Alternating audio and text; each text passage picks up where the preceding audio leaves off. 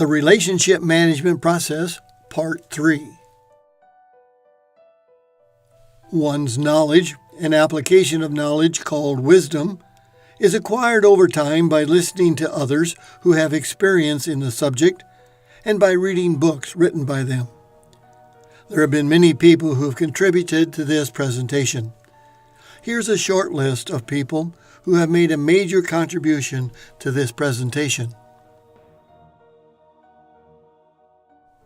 In Part 2 of Relationship Management, we looked at the maturing of the relationship, the disrupted expectation, and the attitude towards the expectation. The question was asked, where do expectations come from in the first place? To answer that question, we have to look at man's behavior. The subject of man's behavior has been documented for centuries. The libraries are filled with books on the subject. Now, with the internet, even more information is available. There are those who have studied human behavior and earned college degrees on the subject.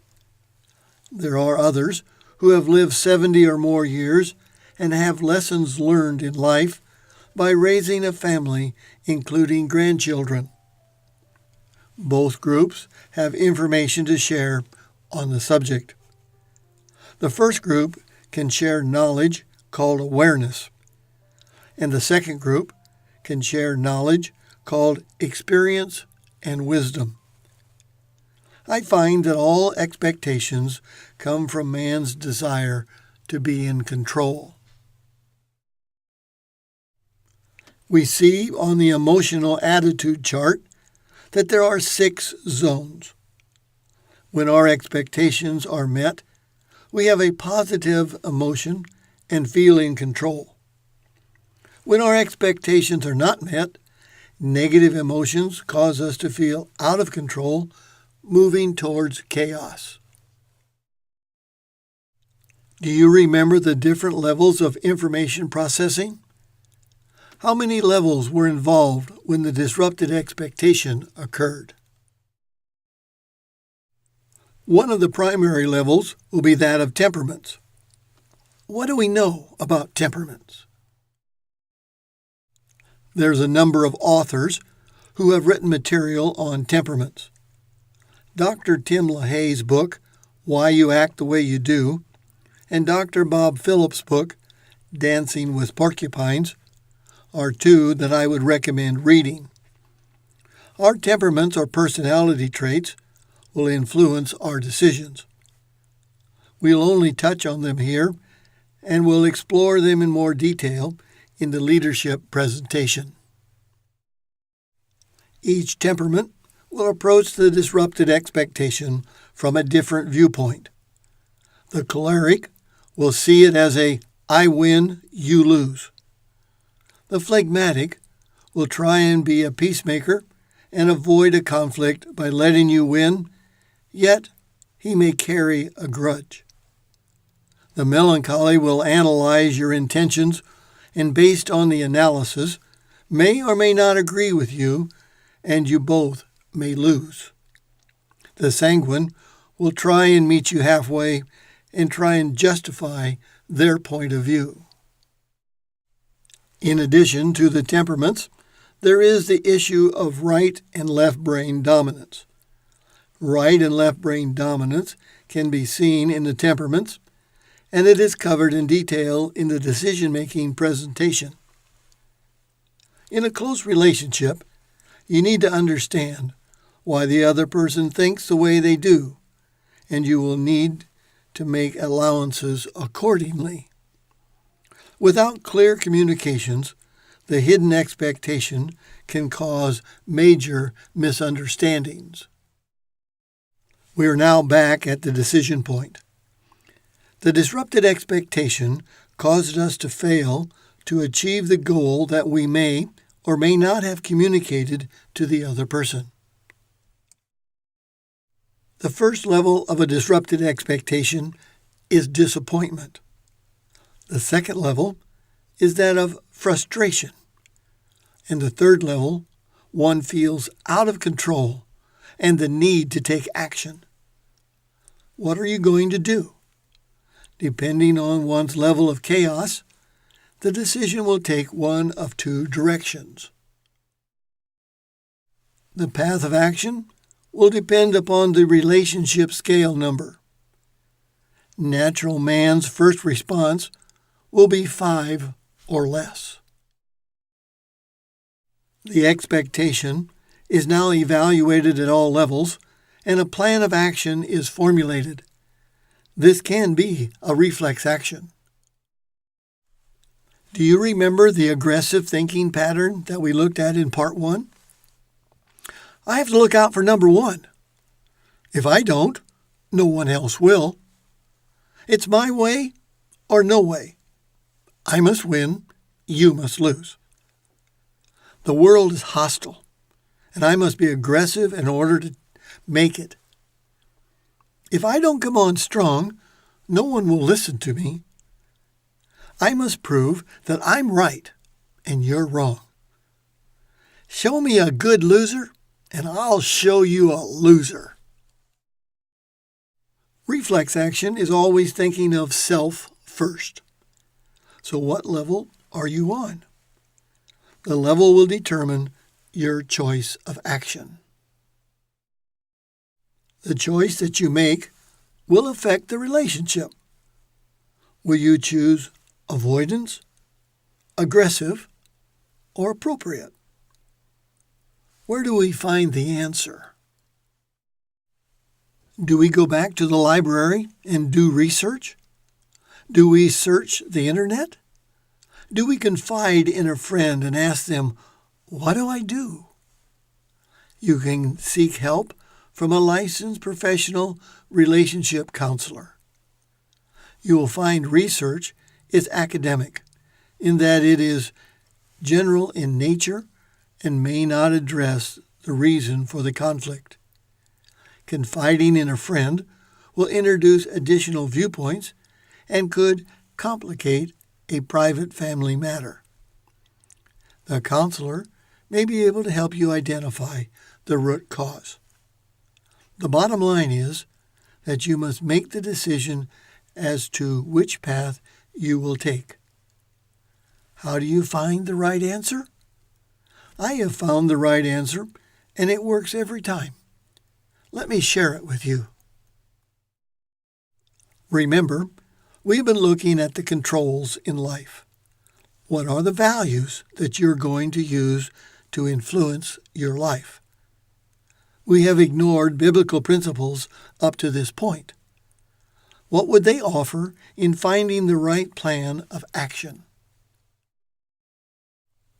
What is your perception of the Bible?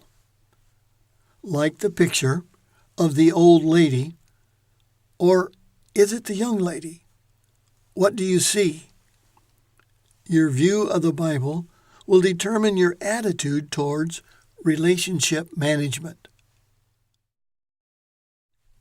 You will have to weigh the values given in the Bible against the values of man's intellect. Who or what will control your attitude and action? Will the values in the Bible outweigh man's values?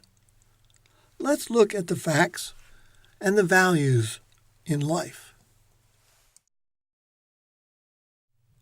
The facts of life are: you were born and you will die. We find that there are 6 values in life. 5 of the values are different between man and the Bible.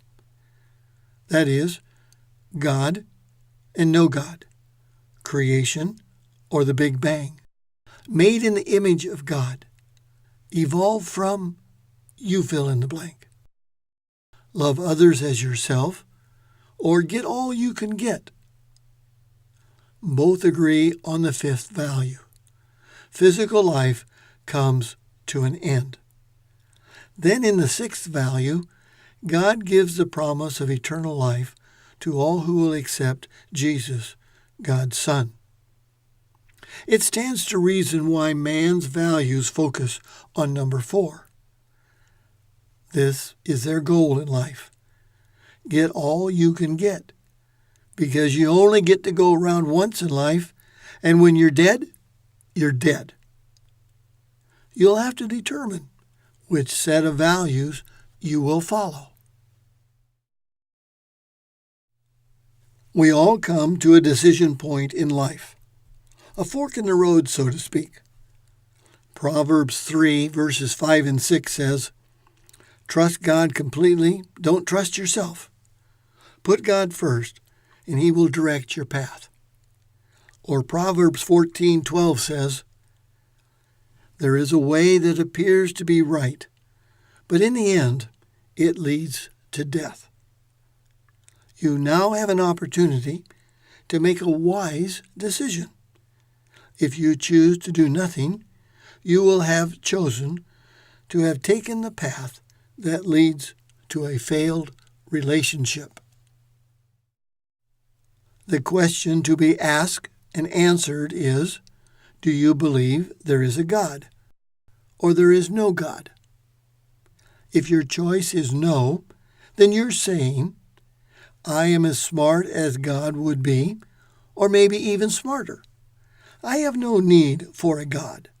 I am my own God, and I'm in control of my life. I choose what I will or will not do. What you see is what you get. I've been told by some who believe there's no God that having come this far in life and have been successful without God, I don't need Him now. God's for weak people who need a crutch to get through life. They're all losers. If there is a God, He helps those who help themselves. The question remains, will you follow man's values or God's values? If you choose to believe there is no God, I understand your choice, because in 1 Corinthians 1, verse 18, it says, "I know very well how foolish it sounds to those who are lost when they hear that Jesus died to save them. But we who are saved recognize this message as the very power of God."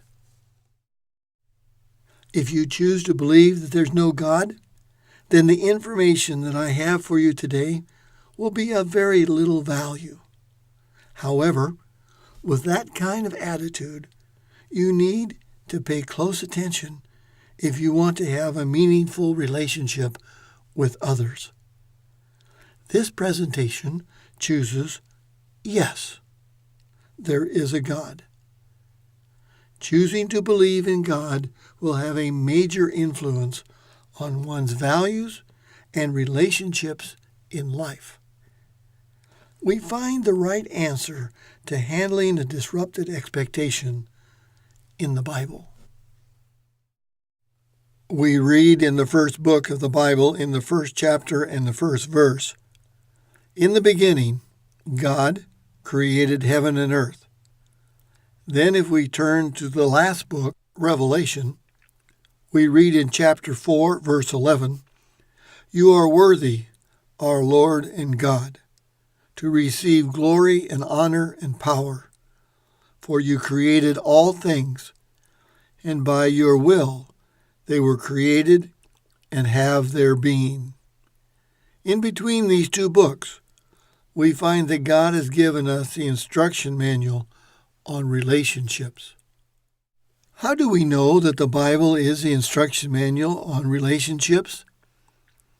In 2 Timothy 3:16 it says, "The whole Bible was given to us by inspiration from God and is useful to teach us what is true and to make us realize what is wrong in our lives.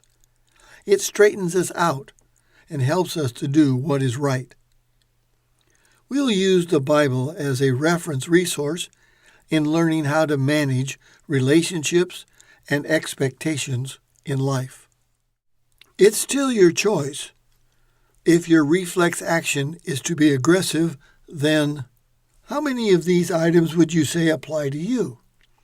Independent, domineering, visionary. You're impulsive in that your mouth starts before you engage your brain. You lose emotional control easily, meaning you have a short fuse. Anger comes before patience. You will stand your ground. Why? Because you know it all? The aggressive approach does not suffer in silence. You're the A-type personality. You attack the issue head on. You tell it like it is. Question: did you ever react to another's action or lack of action? Maybe you want to be in total control and just eliminate your opposition. Could it be that you feel threatened? If threatened, it's not for long. You'll stand your ground since you believe you know it all and you feel superior. Yet what if you're not a type A? Reflex action may cause you to go in a different direction. What happens when the decision is made to take the avoidance path? How many of these items would you say apply to you? Unassertive, giving in to whatever anyone suggests or wants. This is seen as being agreeable. Your passive personality does not even speak up when you know it is wrong. Why? Because you are fearful of rejection. Your unassertive action will appear as lacking self-confidence. Your self-centeredness shows when your thought pattern says, "Well, what about me?" Is your decision-making underdeveloped in that you let everyone else make the decision? It's easier to let someone else make the decision because if it's wrong, it's not your fault. Not making a decision leads to what is called learned helplessness. Helplessness leads to a feeling it's better to run than to stand your ground. The real reason is you have not learned to confront in a positive manner. Ever ask the question, why do I avoid addressing a disrupted expectation? Is it because you're overly concerned about hurting another's feelings? Ever considered 1 Corinthians 2:11? For who among men knows the thoughts of a man except the man's spirit within him?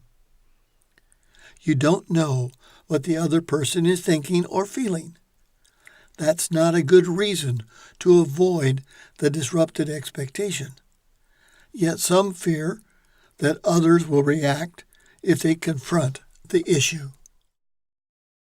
Maybe you feel threatened by what may result if you confront the issue. Ever ask the question, why do I feel threatened? Was it something you did or did not do? Or something that another did?